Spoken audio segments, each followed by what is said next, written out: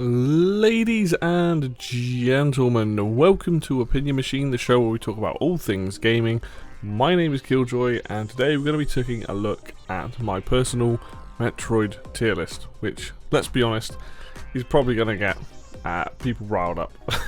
Whenever you do a tier list of any kind of set of games, you are kind of opening yourself up there to potentially some interesting conversations, let's say. Anyway, we've got a list of all the Metroid games here, including Metroid Prime Pinball, which is going on this list. Federation Force is also going on this list. What I'm going to do is I'm going to put in the games that I have played, personally. Then I'll list those, and then I'll put in the games I haven't played and where I think they would go on this tier list. So S tier, A tier, B tier, all this sort of stuff. S being the best, D being the worst. And let's start off with, where is it? The original Metroid here. Original Metroid goes in the bottom tier. Now, obviously for its time, very ambitious project, very, very creative game, I guess. Problem is, you play it now and it's not very good. It's very rough around the edges. Very early on in the game, when you have to climb up the top of this particular room, it just keeps repeating. You don't know how far you've got to go up. Eventually you get up there, and that's how you get, I think, eventually Charge Beam or whatever it is that's up there. But yeah, the game just does not hold up at all. And for that, to me, I think that's actually the worst Metroid game. Which is weird, because obviously Super Metroid, Zero Mission, a bunch of the other games are very much based on that formula and a lot of those bosses and things. But it's just a game that, it's just been outdone. This is a good example of, like, better technology massively improved these games. The Metroid games that you think of are the snappy, fast-paced side-scrollers, or it's the 3D Prime ones. I mean, I'm not saying you can't have fun with the original Metroid, but it is definitely the worst in the series, unfortunately. And, to follow that up, Metroid 2, a game that I actually do like, I also think is in D tier. Now, I don't think Metroid 2 is probably one of the first ones I ever played. I actually did enjoy the game. I still enjoy the game, but I can look at it objectively and say, hey, you know what? This game has a lot of problems. It introduced some really cool things, but there's not much you can see on screen at one time. Samus is absolutely massive. The game is quite slow. There's only one good bit of music in the entire game, and the game's also quite repetitive. And because of that, it's also a Game Boy game, so it's kind of very limited in what they can do. They did definitely push the hardware in some interesting ways with that game, and having the Spider Ball and other things added in, but it's just not a game that particularly holds up compared to the other Metroid games. And I think going from Super Metroid onwards, then you really start to see, like, the game having the technology there to make the games as good as it can be. And I think Super Metroid onwards is when the games actually get really good. And I think it's good to play Metroid and Metroid 2, but there are remakes on this list as well, which are significantly better than the original, which we will get to. So yeah, unfortunately the first two Metroid games, probably bottom tier there. Super Metroid, A rank game. One of the best Metroid games ever made. Why is it not an S tier? Well, Super Metroid to me is interestingly designed. I got stuck on Kraid, which is like the first major boss, for a very long time in that game. And it's very weird, because once you kind of get past Kraid and you start to get a couple more energy tanks, the game becomes a bit easier. Not super easier, but it becomes a lot easier because you've got a bit more of a, hits and stuff like that. Now, this might just be my lack of experience with the game, but the one time I played it, I definitely enjoyed it. But there are a couple of issues. The controls, in some aspects, feel wonky. There was, I think, especially when you got Speed Booster, when you're trying to hold down the run button and stuff, like I was trying to, I had to change the controls, but then it also meant that when I did that, one of my, I think it was either missiles or something, wasn't right. It was kind of like I needed to, like, really customize the controls, like, way more than I could. But generally the game plays really well. It's got fantastic music. It looks great. It's easily one of the best ones of the entire series. But it's just one of those things where playing it a lot later on, by this point I had played Zero Mission and Fusion and Prime3 and other and other games that were newer.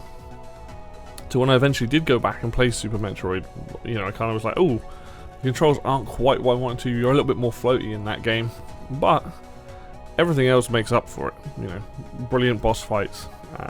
You know, just a really cool environments to go around. The only other thing that kind of sucks is the wall jumping is very finicky, and it will throw you off if you're not used to it. If you're used to wall jumping in the other games, Super Metroid is just a little bit, requires a bit more timing and stuff, and that the game does teach you that, but it's just, it doesn't feel right. But again, probably the age of the game. You take that away, very good game. Basically the same, very similar to the original Metroid and how it's laid out and things, but yeah, very good game. Definitely one of the best ones, and you'll always see most people put this at their top of their, like, this is the best Metroid game. After that, let's go to, let's go along here. Zero Mission? I think that is right. Zero Mission to me is S tier. I think a lot of people are going to think, what? But I'll explain why I think it's S tier. So Zero Mission is, in my opinion, one of the best remakes of a game ever made. And it is a remake of the original Metroid. I will say it can be, if you don't play on hard mode, it is a little bit on the easy side. And it is quite a short game. Like, it's probably, you can probably do the game to 8 to 10 hours, you know, if you're playing it for the first time. But what makes it so good? The controls are incredibly snappy. It feels really good to play this game. Like, Samus feels like proper nimble, feels very good. It's basically it makes the first game playable. Like, if you've played the original Metroid, then you play this, it feels like you can actually do things. The game's like really like, you know where to go. You're not constantly getting lost. There's a good map in the game. The soundtrack sounds really, really good. Your movement feels really good. Like, you're very snappy, grabbing onto things. Wall jumping's a lot easier. Like, to me, this is like the Metroid game most people should start with. I think this is a really, really, really good game. Like, that's why it's top on my list right now. I think out of all the Metroid games I've played, this is the one I've had the most fun with. And with Zero Mission, they actually add in extra content after the main game's finished. So when you complete like the original Metroid story, you then have like an extra maybe hour or so of dealing with Samus in the Zero Suit and getting all the powers back and then getting off the planet and stuff. And yeah, it's for a Game Boy Advance game, it's very impressive. A very, very impressive game. And I would recommend that, you know, a lot of people would really, really benefit from playing this game first over any other Metroid game. To me, this is like the quintessential Metroid over Super Metroid, just because it's slightly shorter in length. It handles beautifully. The soundtrack's really, really good. Like, everything about the game is, I don't have really any flaws with it. You could say it's a little bit easy, and that's fine. If this is an easier Metroid to get people into it, that's cool, because there are other games in the series that we will get to that are much more difficult, and that's totally fine as well. But I think Zero Mission to me is like, when I think Metroid, that's the game I think. Yeah, it's the original game redone up with like new graphics, new sound, but like it feels a lot more playable than the original ever was. And I think that's really, really good. And why is it over Super Metroid? Just because it just the controls are better. It just feels better to play. Admittedly, Super Metroid obviously has speed booster. You don't get that in.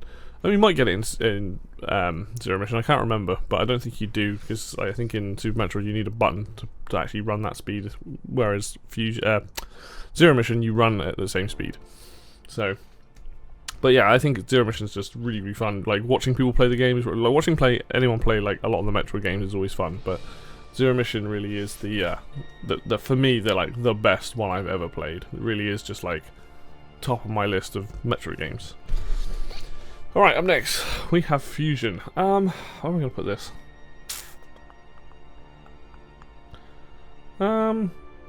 Let's take Fusion in A. Fusion is a really good game. Fusion's biggest appeal to a lot of people is it is significantly harder to Zero Mission. They are both on the same engine. I can't remember if Fusion came out first and then Zero Mission, or whichever way around it was. They are both on the same engine. The controls for both games are really, really sound. They're very snappy. You never feel like you're out of control or anything. But Fusion made two big changes versus Zero Mission. First one being a significantly harder game. Much more requires you to be much more thoughtful on what you're doing, and the bosses are much harder. And the boss fights are also really good in Fusion as well. There's like this big like flying creature thing that's fun to fight, and that's quite a lot of joy to do that. But most of the fights are in the game, they're pretty straightforward in terms of what you're doing, but the actual concept and the fights are fun. There's a big spider thing and a big like mechanical boss and all this. The other thing is Metroid Fusion is a lot more atmospheric than Zero Mission. Zero Mission, the music's very in your face, like let's go on an adventure, whereas Fusion is like there's something creepy going on around here, like, you know, keep an eye out.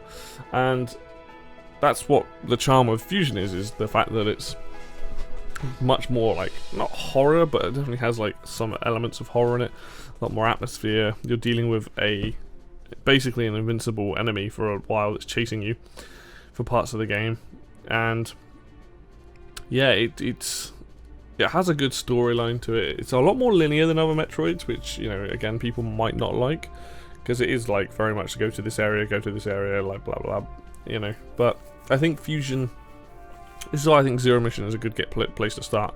Play Zero Mission, enjoy that game, and then play Fusion afterwards. You get a significant step up in difficulty, but you get to see more of the atmosphere of the Metroid games. You get to see what it's like to be very alone and like on this ship and things, and Fusion really does that well. My biggest problem with Fusion is the soundtrack sucks. Like, you know, it just does, it's not memorable, and Super Metroid and Zero Mission and many of the other Metroid games have much better music, and I know that seems like quite a stupid like nitpick for what the games are, but music has a massive impact on my enjoyment, and obviously it's the list I'm making. So for me, Fusion is a good game. It's let down by the fact the soundtrack is just not memorable at all compared to Zero Mission, Super Metroid, Prime, all these other games. So yeah, so it's a good game. It's like obviously a very good game. Like, it wouldn't be an A rank otherwise, but I would say it's not quite as good as Zero Mission in my opinion. I think out of the two, I think this is a better game for various reasons. This one's a lot more linear. This one isn't. This one's harder, which this one's easier, but I don't think that's really neither here nor there for the games. But I think music much better in this one, not so great in this one. But both games are great. But play Zero Mission first, then play Fusion, and you're going to have a very, very fun experience playing both games. Alright, let's what have we got next? I'm going to go out of order now because actually, let's do Hunters. Hunters is an interesting Metroid game that I played. I actually like Hunters. I liked the control system on the DS. It was a really ambitious project, but the problem with Hunters is very repetitive, kind of similar to Fusion. It is quite linear from memory. It's been a long time since I played it, but what I liked about it was it had a control scheme that actually worked on the DS. Being able to aim with the screen and fire and stuff was awesome. But the problem I had with it was the boss fights were just all the same, and it was more about the other hunters that you would encounter on each planet you'd land. You have to like walk into a room and deal with the hunter and stuff, and they would pop up in different places and you have to fight them.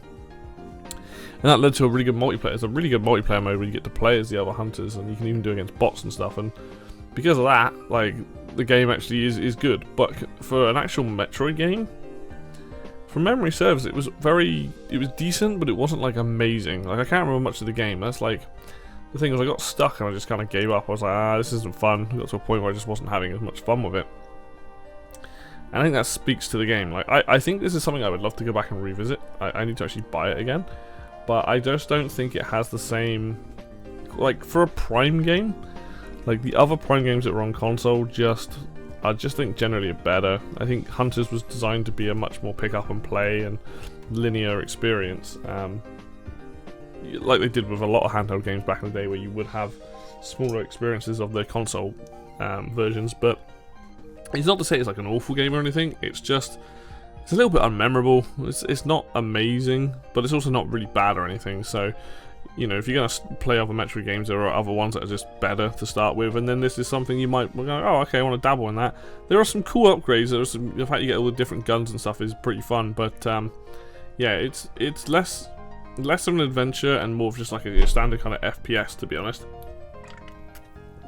But it's not a bad game by means. All right, Samus Returns. Ooh, I have to put it there, I think. Metroid 2 was my first Metroid game, and I really liked it, but obviously it wasn't amazing. And then Samus Returns came out on the 3DS, and my god, what a brilliant remake. I just think that it was just Mercury Steam just did a fantastic job. It is the thing with Metroid 2, especially Samus Returns. That's a hard game. That is much harder than like Zero Mission. That again, it starts off, and because you don't have much health and stuff, you die quite quickly. Once you get a few energy tanks, it becomes a lot more. You become a lot better, and you know, have more survivability and the Aeon abilities. And there's so much stuff that goes on in that game that's like just a significant improvement. Now, again, most Metroid games aren't like super long. It's definitely longer than Zero Mission. But what's cool about it is, you know, you get to explore this planet, you get these different areas you get to go to, you get all the cool items about like the spider ball and stuff like that. But you've got new abilities, the Aeon abilities that can give you armor and a fast firing gun, slow down time, and I can't remember what the other one is. Oh, and a scan to try and help you find stuff. And they're all optional, you don't need to use them, but they also like give you some, you know, ways of collecting extra items and things like that. And the gameplay is a little bit slower paced because you have the ability to stop and free aim, and you've also got a melee counter, which is like a massive like interesting choice where you can like stun an enemy and then blast them and like one shot them and stuff, but you have to like learn the timing of every enemy. And obviously with Metroid Dread coming out, this is a perfect setup before that, to show off what Mercury Steam could do. And I really rate this game. I think this is one of the best Metroid games I've played. Obviously it's up there with Zero Mission, both remakes funnily enough, but I think are really solid. And I just think Samus Returns was just like, it's just perfect in a lot of ways. It's not, I mean, it's obviously not a perfect game, but it just built on the original, made it a lot more playable, added some cool mechanics. You got new bosses in there. There's just a lot going on for a remake that was just like, this is what I love about like remakes when they're done well, where they've kept the original like intact of what you're doing, but the added improvements and quality of life changes are just so good. And it just looks, on the 3DS, looks incredible. They put the 3D on that game, is amazing. There's some classic pieces of music in this as well, which was such a nice surprise when I came across them. I was like, oh wow, this is awesome. And then right at the end there's like a massive surprise, which I wasn't expecting because I played the original, so I knew how it ended. And that was awesome as well. And it just, yeah, again, it's not perfect. There are a few minor gripes I have with the game. You know, trying to learn the timing on some of those counters. Obviously, you're killing a lot of Metroids in this game. But you know, they added in other bosses. They did other things with it to make it, you know, to break up the potential monotony of doing the same things with the Metroids. But overall, just a really fantastic game. And this is why I think Zero Mission and this are two of the best Metroid games to start with, and then play other things. Just because you'll just get, they're a great place to start basically for Metroid, and then you can go on to Super Metroid and Fusion. Super Metroid being like the one that people hold in high regard, and a fantastically paced game, and then Fusion, which is much more difficult, which is also like just handles really well. So yeah, really good. Let's go on to right. Where would I put you? I'm gonna put corruption there, I think. Now, I gotta be honest, I have never played Metroid Prime 1 or 2, so I will get to those afterwards. I liked Metroid Prime 3, I'm just really bad at it. I never got that far into the game. I never got past the ice boss early on. I was quite young when I played it, and I think now I would have an easier time doing it, but at the time I just was like, But I liked the game. I enjoyed the locations. The Prime games being like 3D and stuff are really cool. They look good still. Doing all the scanning, everything like no Prime is, again, Prime 3 is a lot more linear compared to 1 and 2, and it's a lot more story heavy, which some people didn't like, and I can understand that. But from what I played, it was cool. The Wii controls were amazing. Like, they literally make first-person shooters like the best they've ever been. There are so many good FPSs on the, or the ones that I'm thinking of are really good on Wii, and when they work better than anything with a controller, just hands down. So that's really cool. You then got the ability to like whip off like shields and stuff, which was a cool addition. There's just all these really cool like design choices, and I know there's stuff with the ship, and there's like later on in the game where you have to do a lot more backtracking and stuff that could be a bit infuriating. But overall, the game itself, what I played of it, like I played for about 5-6 hours, I think, up into that ice boss dude. I had a blast with it, and I think it's really, really good. And at some point, I would like to go back to it and like actually finish the game, but just haven't done that yet. But yeah, it's a solid game. The reason I'm not putting it any higher on the list is because I haven't finished it, and I just think that, you know, I haven't played it in a while. I need to spend more time with it. It could easily be an A or S rank for me, you know, once I finish playing it. But I enjoyed what I played of it, and I think it's a very solid Metroid game. And bear in mind, even though they're in different ranks, doesn't mean this is necessarily better than this. It's just, this is where I would put the game at the moment based on my experience with the game. Whereas this is just a game I played, and it was decent, but it wasn't like super memorable compared to the others. Alright, now we're getting, okay, so we've got 2 more games here we've got 3 games here that I didn't play, and these 2. So let's, other M. I'm going to stick that in B as well. People rag on this game for a lot of reasons, mainly the story and the voice acting and things like that, which I can understand both sides of it. Some people liked it, some people didn't. For me, I liked the style of the game in terms of the camera. It was like they were going for a more Super Metroid-esque style game in terms of you weren't locked in a first-person view and you weren't completely side-on. Obviously, there were times when you were platforming a lot and bouncing off walls. The actual controls for when you weren't using missiles were actually pretty fun. They added in the dodge mechanic, which worked amazingly well. It felt very snappy running around the environments. Again, quite linear, but you know, my only gripe with this game was that the controls, they absolutely insisted that they had to use the Wii remote, you know, and you had to turn it towards the screen to fire missiles, which was the worst choice ever, and you can't play it with an analog stick, which is also a really dumb choice. And you know, and that definitely knocks it down a few pegs. I think the controls, if they were significantly better, this game would be like easily an A or S rank for me. But I don't want to put it any lower than B because I did enjoy the time I played it. Again, I haven't finished it. I got 3/4 of the way through the game. I didn't mind the story. I didn't mind the voice acting. But there are issues with the game. You know, like the way some of the boss fights, some of the environments you visit and stuff, and the way you get items is a bit like, it's like you basically get told by Adam, you're like, oh, you can use that thing now.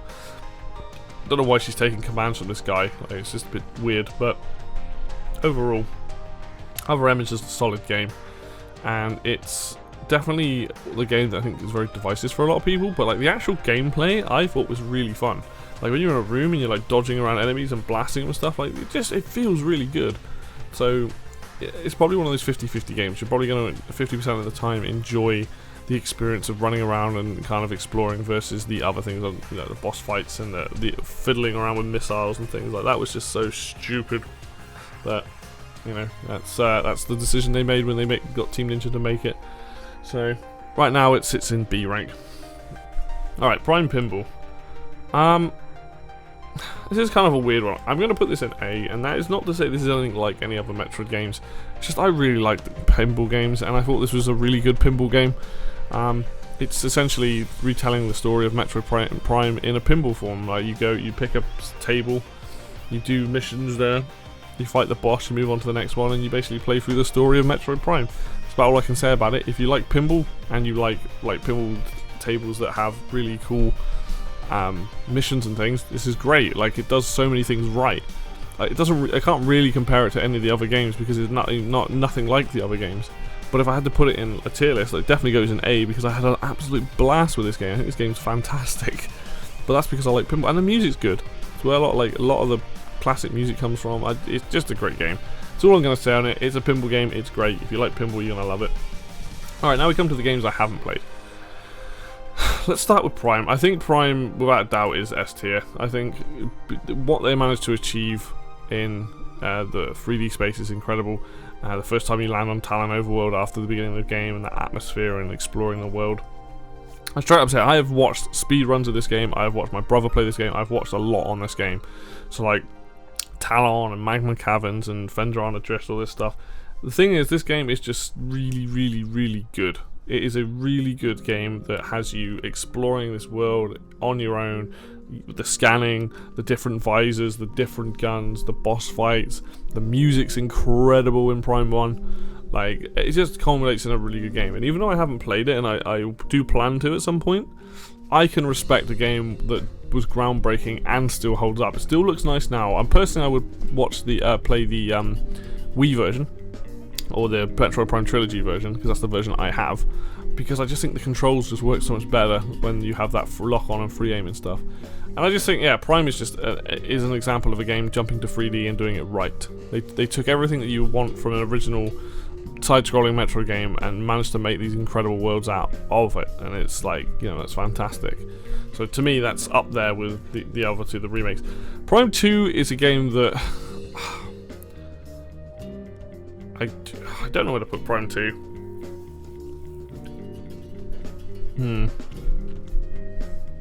You know, I'm going to put Prime... Oops, no, not a C rank. I'm going to put Prime 2 here. And I think the reason why it's level with Prime 3 for me is Prime 2 has some amazing atmosphere again, has some amazing decisions, but it's a significantly bigger game than the first Prime, I think, with the whole world swapping. But there are some annoying parts of this game with, like, you taking damage when you're in the Dark World and stuff, and I know it's part of it. But it just... I guess the biggest problem with this game is when you get both this and Prime do this, where you get to the end of the game, you have to collect like 7 keys or whatever it is, and it's like, you did this trick in the last game. There are some... Metroid Prime 2 has some amazing things. Amazing suits, amazing weaponry, amazing enemy design. The locations you go to are like really cool. Torva's Bog and like the weird like tower factory thing with the robots. Awesome. Very creepy game as well. Like compared to the first game, very creepy Metroid Prime 2. I just don't think it's like quite as good. I mean, if that was the case, I'd put it in A. I think I need to play this one, and I can't... Without playing it, I can't really say how annoying I would find some of the mechanics, the Light World, Dark World stuff, but for me, that and Prime 3 probably go hand in hand. I think the entire trilogy is absolutely solid. So, yeah, if you've played Prime 1, you're probably going to enjoy Prime 2. And then lastly, we've got Federation Force, which is a game I will happily say now, I don't mind the look of. The problem with Federation Force is it's a game that came out when we wanted a Metroid game, so I'm going to stick this here. Because I think this game is easily got to be better than these games. Like, I'd rather play Federation Force. I haven't played it, but I would rather play this game over these two. And the reason for that is, it probably plays a lot better. It's the co-op side of it actually sounds really cool, where you're walking around as Galactic Federation. The problem with this game is it's very chibi, and it also is not. It was the wrong time to release a Metroid game spin-off. Right, yeah, Samus is in the game, you don't play as Samus. It was a multiplayer focused Metroid game, and it took a while before we got another one. And so for that reason, I think this would sit in C rank, because I would probably rather play this over the original Metroid or Metroid 2. But would I play it over any of these other games? Probably not. I still want to play this at some point to see what it's like, because I imagine it's quite fun, and I imagine if you've got people to play it with, it's even better. But maybe making this a Metroid Prime game was not the one. But that's about all I can say on the game. Like, I didn't hate what I saw of it. I just was like, this seems like an odd choice. So there is that. So there you go. There's my Metroid Prime tier list. Metroid game tier list. Obviously, you've got Dread and Metroid Prime 4 coming out, which will hopefully be like 2 incredible games anyway. But yeah, I would say start with any of these games. Start with Zero Mission, Samus Returns, or Prime. And then move on to, like, ignore Pinball unless you want to play that, and then move on to Fusion and Super Metroid, and then go on to these games here, and maybe not worry about these, and play them in that, because I think though the top 3 games are just really, really, really good. And this, I think Metroid Prime, I finally need to actually get around to playing that game. I think that's what I need to do. I've played these 2, this is what I need to play, so I can, you know, maybe in a few years' time, once I finished all this, I can come back and redo it. But just bear in mind, the last few games I put on there were games that I hadn't played, I've just seen a lot of, watched other people play them. So hopefully take that as you will, but that is my list of Metroid games. So thank you very much for watching. As always, if you like the video, hit like. If you want to see more content like this, then hit subscribe. Links for Facebook and Twitter will be down below in the description, and until next video, I will see you then.